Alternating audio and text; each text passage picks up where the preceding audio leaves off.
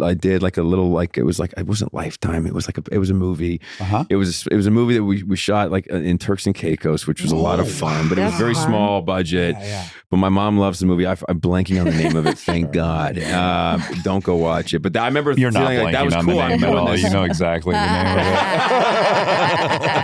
it. No, you should say the wrong name of the movie so we go watch like the they changed the name of it, but they changed this bad name anyway. But I remember it's called like The Sixth Sense or something. Yeah, exactly. Something ridiculous. No, but I came back and I got got with ICM, the new agency or whatever, because the Covenant came out, like kind of like heat. Exactly, sparkle. like whatever that's from, and it was like, ooh, I'm doing the thing.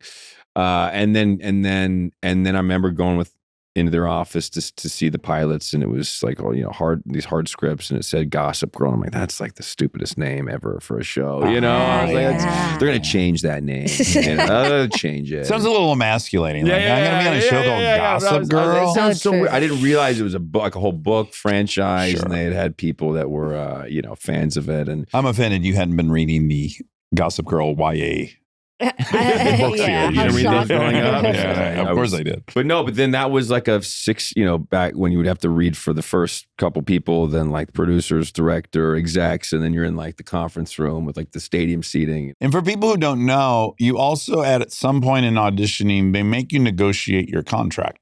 Right. They don't let you go in and read for network without a contract because they don't want to fall in love with you, and then you have the leverage. It's a leverage thing, yeah. So at that point, which by today's standards, we both know is probably not a lot of money, but at 21 years old, when you negotiated that contract for that last audition, and you're like, I'm going to make hundreds of thousands of dollars if we do. I mean, what was your brain doing at that moment? Oh, it was such a high. I remember thinking it was just I won the lottery. Yeah. You know what I mean? It was like, and you're not doing all the math of like the percentage that everyone takes. No, you're getting 100% of that money. You're just thinking of that number per episode times how many, I just learned to drive a Ferrari.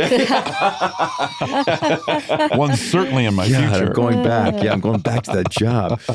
But and lo and behold, it's like the lowest possible thing for 6 years. But you sign your life away for 6 years too, which is also interesting. You're not really thinking about that. And hell no. But you don't even know if it's going to be successful. So it's like that's like a pipe dream. So one cute thing I learned today is that you and Ed Westwick, you guys immediately start roommating together in Chelsea out of the gate. So like, how did you meet him so quick and go like, let's move in together? How did that happen? Honestly, we shot the pilot. Oh, okay. In April or something, or this time in 2007. 3 weeks in New York. I'm like, I love New York now. It's incredible. He was young. He was like 18 or 19, like super young. And I remember looking at prices that summer. Like, I guess we got to move there now. And it was like, I'm like, how much is it a month? I'm like, it's insane. And you just found out you're keeping 40% of what you made. Now I'm a little more realistic. Not one check has come yet. I'm like, maybe I get a roommate. Maybe that's the way to go. And I was like, dude, I just texted, like, dude, you want to like live together, like get a room? He was like, yeah, sure, like, whatever, man. Like, just go find it. Tell me what address to show up to. Yeah, I remember me and my mom like went up there. We saw like 3 places, and I was like, I guess this one will work. And it was, Did he live in England at that time? He had never left his hometown. He'd never left. Like, I don't know if he was outside London. I forget the name of it, but he was like in London area, and he was like, he was like a mini Pete Doherty. He was like trying to be in a band, and like he was kind of like a. You from Plano, him from England. You guys are in Chelsea. It was wild. Yeah, it was like Animal House. Tell me how nice or not nice was the apartment?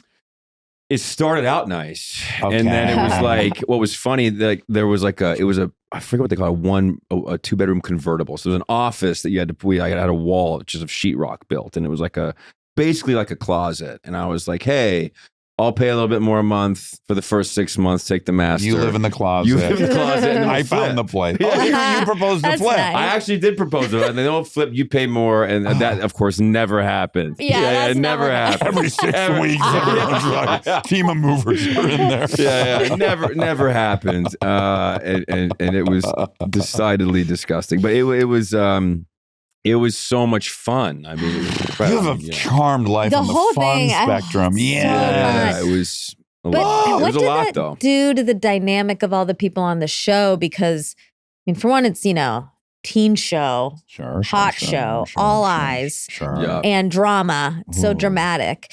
But like, so in real life, you're really good friends with him. I can only assume you guys are living together. Totally, yeah. But then there's other boys did they feel on like the you were show, cliquey? and They didn't actually. I mean, I had a good relationship with kind of all the main, like Penn and Blake and Leighton and him were kind of the core cast, and I don't know. We all got along. We all had a great time. I mean, but me and Ed, I mean, we would go out. We would go out, shoot pool, hit, you know what I mean? We would go out. We would go out. And I remember they had like on one of the buildings a rooftop, which was like kind of redone. They had couches up there and a grill, and we would just bring a Bose speaker and like a bunch of beer, and like we would have parties up there. Were you banging darts ever? Oh yeah. He was a big smoker. Of course. All New York friends smoked. There were like actors there, and like they smoked in somewhere indoors, and I never enjoyed them. You know what I mean? Like I never. You're a good boy. But I would, hit the button, get the cigarette thing, like act like I'm cool, like I really loved it. You know what I mean? Like you're on a rooftop banging a dart, drinking beer on in the New York hottest City. show. And all the, how was your ego though at the time? It must have been through the roof, right? It's funny. It does affect you. You know, of course. Like how fame always affects you. Yeah. Can we talk about the moment? Because you were seeing the Black Keys in Central Park. Yeah, you got it. Yeah. You and Ed. Right. And that was the first time where all of a sudden people are starting to come up to you. Yeah, there's a very first time. I'll never forget it. Yeah. It's a validating feeling to kind of like know that what you've been working on is being enjoyed and seen. It's the signal of success. It's impossible to not like that. I think. I mean, you can get annoyed at certain situations, but to this day, even people that are fans of the boys, like deep, I love it. It's a fun thing. It's just a nicely fun thing. Yeah. It's lovely. There's uncomfortable parts, but boy, it's lovely. But Punk, especially when you're young. Blew up. I mean, that was like the show. And if you guys haven't watched, it's like it still holds up. I can't watch it. Like my memory of how funny the thing was versus when I watch it, I'm like, oh no, I've inflated in my mind. I remember the Timberlake one was hilarious. So good. Oh my God. It was a kind of cultural phenomenon. Yeah, it was. Yeah. You guys created a word. That word now is in the zeitgeist. Yeah.